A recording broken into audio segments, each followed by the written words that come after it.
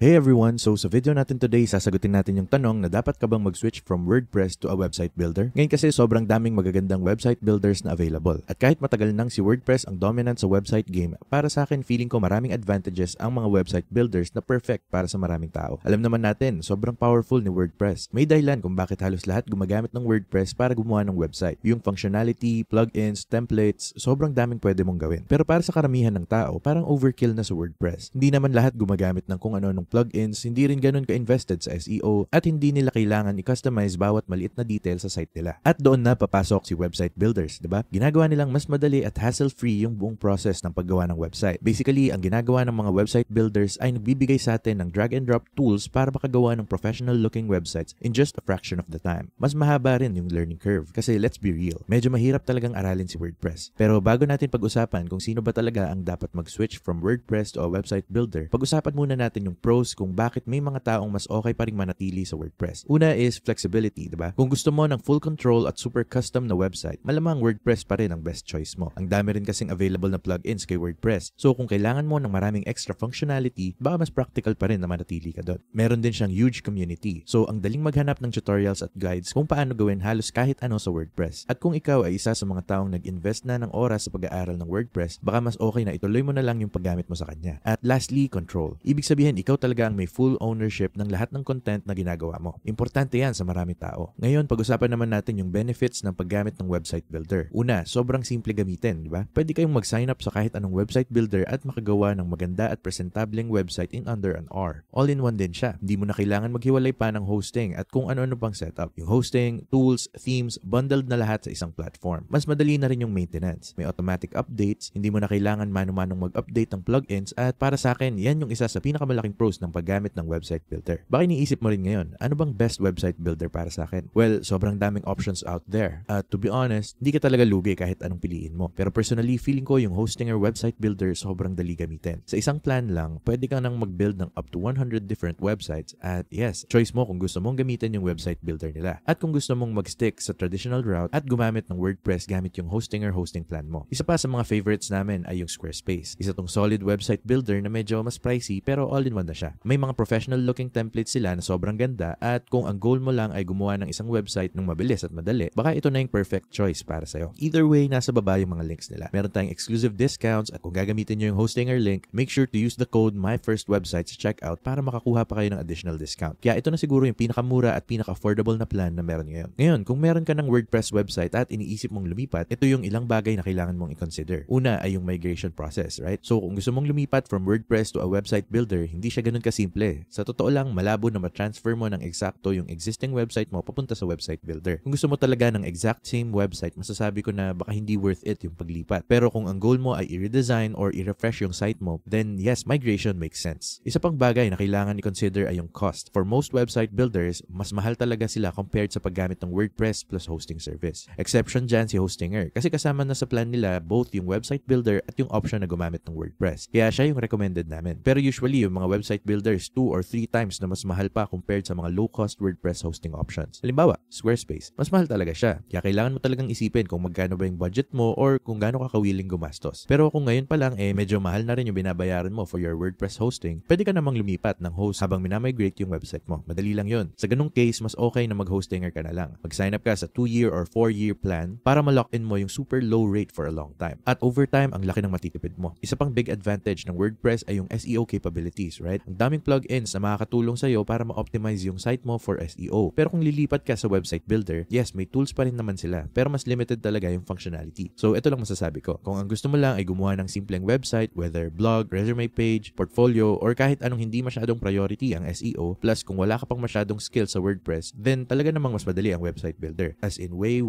easier. Kung wala ka rin talagang oras para i-maintain at i-update yung mga plugins ng WordPress website mo, at ang hanap mo ay something na mas madali at hassle-free moving forward, dun talaga papasok si website builder. Personally, feeling ko 90% sa inyo na nanonood ngayon, hindi nyo naman talaga kailangan gumamit ng WordPress. Para sa akin, masyado siyang komplikado, masyado ng advanced. Most likely, hindi mo rin naman nagagamit lahat ng customizability na meron siya. At yung type ng website na gusto mong gawin, hindi worth it gumamit ng WordPress. Mas makakatipid ka ng oras kung website builder na lang yung gagamitin mo. At kahit medyo mas mahal yung ibang website builders, gamitin mo na lang yung Hostinger website builder kasi sobrang mura niya at kasama na siya sa website hosting nila. Pero ayun, ang gusto ko lang talaga ay i-weigh nyo yung pros and cons ng bawat isa. Iba-iba tayo ng sitwasyon. Kung ano yung bagay kay person A, baka hindi naman yun yung best fit para kay person B. Pero gaya ng sabi ko kanina, tingin ko lang para sa karamihan sa inyong nanonood ngayon, kung meron na kayong WordPress website at lilipat kayo sa website builder, malamang makakatipid talaga kayo ng mas maraming hassle at sakit ng ulo. Ulitin ko lang, lahat ng links ng resources na nabanggit natin sa video na to may kita nyo sa baba sa description. And by the way, ang My First Website ay meron ding free website setup service. Kaya kung interested kayong malaman pa yung tungkol doon, pwede nyong bisitahin yung website namin, nasa baba rin yung link. Anyway, sana nasagot ng video na to yung mga tanong nyo. Kung may iba pa kayong questions, drop nyo lang sa comment sa baba. Gagawin namin ang best namin para masagot yan. And ayun, sana nakatulong sa inyo tong video. Like nyo to kung nagustuhan nyo at mag-subscribe na rin kayo kung gusto nyo pa ng more free resources na tutulong sa inyo sa pagbuo at pag-grow ng website nyo. Thank you so much sa oras nyo and I'll see you in the next video.